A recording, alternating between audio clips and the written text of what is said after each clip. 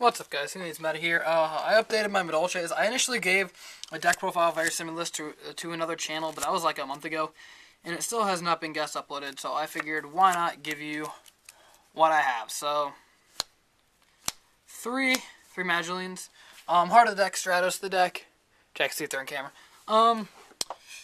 Pretty much normal flip summon Adam Madolche, pretty standard, play three. Three with the Marauding Captain in Mifu. I like 3 until Angelic comes out. I will drop to 2 when Angelic comes out. A lot of people are playing 2 now, but I don't know. There's some cards that I play that not a lot of people play, and vice versa. Because, I don't know, I've been playing the deck for a really long time, so 3 Gelato. I don't know why anybody would ever play less than 3. You need to get to this card in your deck as much as possible. You do not want this card to ever be dead. So you want to have as many copies as possible. And when you Chateau with or Queen with Chateau on board, you want to be able to add as many copies to your hand as possible so you don't have to worry about not having any in deck. So you play 3. 3 Hoot Cake, that's pretty standard. And 1 Croftson. I really like Croft Puppy. It opens a lot of plays, especially open this Chateau and Ticket, which happens more than you think if you play this deck enough. The card really helps with consistency and stuff like that. It's a good discard outlet for Divine Wrath. If you play Divine Wrath, Divine Wrath's amazing. And it just opens a lot of plays with level modulation and being able to bounce, like if you want a free search off of Invoker, you can play this, and then when you have your Invoker plays, you can bounce the Gelato back to your hand so it won't die. And you just go to grave relentlessly. 2 TG Warwolves. I found this as being better than Spell Striker. The card, it just works really well. Spell Striker, you invent spells. Sometimes you don't want to banish your Chateaus and Tickets that have been destroyed. So I found that TG Werewolf worked just as well. And if you gets Veilered, I mean, you have outs to that and stuff like that. So you don't have to worry about making like a useless rank 3. 1 card Cardi. This is Hoot Cake Food and consistency stuff. I don't play enough traps to play 2 or hand traps to play 2. But 1 is really good. Basically, I don't want my Hoot Cake to ever, I don't want to ever draw into Hoot Cake and it be dead. That's why I'm playing this. I'm playing 2 Effect Veilers. This is pretty standard, but I am still maining 2 Maxis. I really like Maxi the main board. I got called a scrub one time for maining Maxi. This deck, it's not bad at all, and it's better this format than it was last format for sure. For spells, the 2 Chateaus. I do side the 3rd now to get to, just in case the wind field spell wars. Because Harpies is actually a pretty bad matchup. Because not all of your traps are reactive and stuff like that. And most of the time they can easily get popped or whatever. So Harpies is a tough matchup. 2 Ticket searches. You need to play at least 2. I wasn't playing these before. I dropped Duality entirely. I'm playing 2 Upstart Goblins. I really like Upstart Goblin because I found that the way that the deck is played now, people kind of know, because a lot of people are picking it up in hype for Angelic, so people know how to play this deck. So when you add a card off Duality, you basically give away what you're playing. No Rhoda again, no either, because you're not playing Spell Striker and you don't want to just get to Gelato, so no Rhoda. So Car, and Upstart, they do their job. This doesn't cost you your turn. Yeah, it's 1 less card and it's 1,000 life points to your opponent, but, it's still good, and it helps you get to your stuff. It's a 38-card deck that way. Dark Hole, it's a staple. You play it, a lot of combo decks don't actually play Dark Hole, I do. 1 Book of Moon, Veiler, I say it every time. They Veiler, they Fiendish Chain you. You can chain Book and get your plays off. 3 MSTs to ensure that all of your plays go off. It's basically a 3 MST format.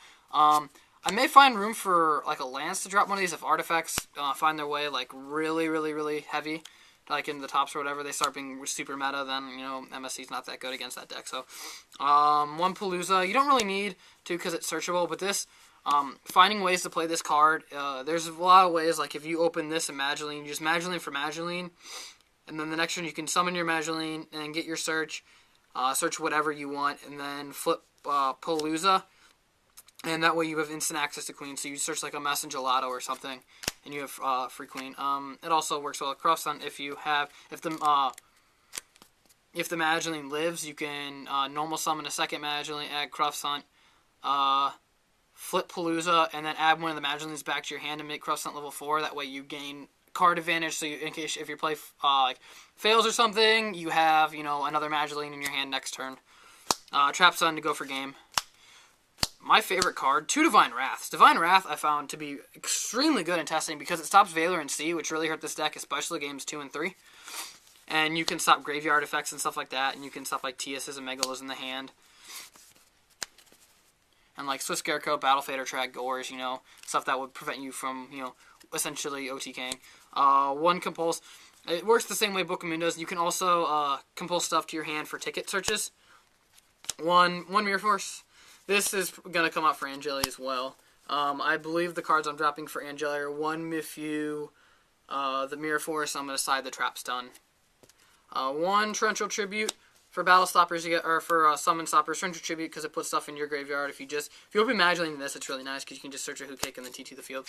1 Bottomless. I don't think I played Bottomless last format. I know I didn't. I know I played it at the beginning of this format because this card's really good against Fire Fist, and Fire Fists are still really good. And then the 1 Solemn Warning. For the extra deck, we have our 1 Invoker, 2 Leviair. I actually have made both of these. A lot of people say, do you actually make both your Leviairs? I have actually made both Leviairs. I've actually made everything in this extra deck many, many, many times. And there's actually nothing I wish I had in the extra deck other than what I have. Like, I thought, like, you know, people are like, do you actually make that? Because, like, yeah, I actually do make that card. I make everything in here. 1 Zen Mains. My extra deck is actually, like, exactly the way I want it. 1 Fortune Tune. This actually sets off Ticket. It's really good if you know your opponent has something like Pleiades or something. They can't just, like, Pleiades bounce this, because your Constellar matchup is actually pretty bad. 1 Leviathan Dragon. Any deck that needs its normal summon and has no protection for targeting Constellar matchup is bad. 2 Queen. You don't really need 3. Takes up too much room. You can, you know, this is your go-to shenanigans card. 1 Maestroke. Yes, I do make it. 1 Exciton Knight. It's actually a great card against when your opponent Exciton Knights you, because once you get Exciton Knighted, you're like, oh, and they'll set a few cards, and you can Exciton Knight them. 1 Honor Arc. You can, if they don't set cards, you steal Honor. You still Exciton. 1 Dweller, because this is extremely staple this format. This card is so good right now. It's pretty much played in everything. Dweller's amazing. 1 Cowboy to end games. And an interesting way to end games, 1 Heartland Draco, because it can't be targeted for attacks wave a face-up spell, so you have Chateaus and Tickets. That's pretty good. And then Downer to play over your Invoker and Leviair and Fortune Tune when they're useless, and you want the stuff to stay with Fortune Tune, and when Zen Mains has no materials, and stuff like that. For the sideboard, I thought about dropping it, couldn't. I thought about bringing it to 2. It's been all over the place, but 1 Fossil Dynastil. This is a new edition, 1 Pudding Cess. This actually gets better when Angeli comes out, because for Angeli, the monster doesn't die by battle, so you can bring it out with Angeli and then crash it into and just suicide, and then it won't die, and then you can use her effect to pop a card. But right now you basically summon it off Hookake and Mifu. It's not the worst card, and you actually do tribute summon for it. You have Hookake fodder, so it's not the worst card in the world. It's not good in the main deck. This is just to get rid of cards that people side against you. You can pop Defissure, Macro, and Soul Drain with it. You can't pop Skill Drain because it activates while on the field, similar to DD Warrior Lady. 2 Crows. Really like Crow. Your Bujin matchup is like 50-50 because they can easily side Decrees, and all the things that you side against them are traps, and you have to side out your hand traps because Valors and Maxis are awful against that deck. So your Hookake food is a little low, so that's why I play the Crows. They're actually really good. The 3rd Maxi. 1 Chateau to win the Field Spell War against stuff like Gravekeepers, because you can't do Hookake or anything like that with, or Queen with Necro Valley on board, so you gotta get the Necro Valley off the board.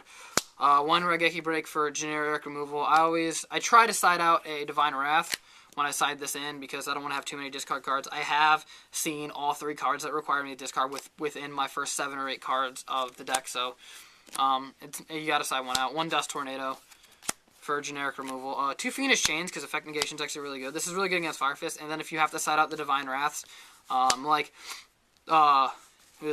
Fist don't really have a lot of graveyard-based effects, I guess, and they don't really have a lot of hand effects, so this is just better because you don't have to discard, and then, like, their useless bear kind of stays on board, so you can queen it back or something like that. But depending on how many effects you have, you can usually side in these 2, the Raigeki Break and the Dust Tornado, and then side out 1 of the Wraths. So you can still play 1 Wrath.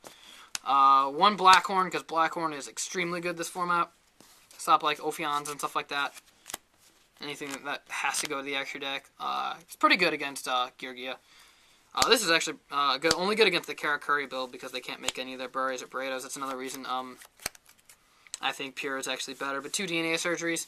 And lastly, because I don't main deck a lot of traps, and especially when Angela comes out, I'll be decking less. To roll the Kree, because Pure Yugioh plays somewhere in the 15 to 18 trap range.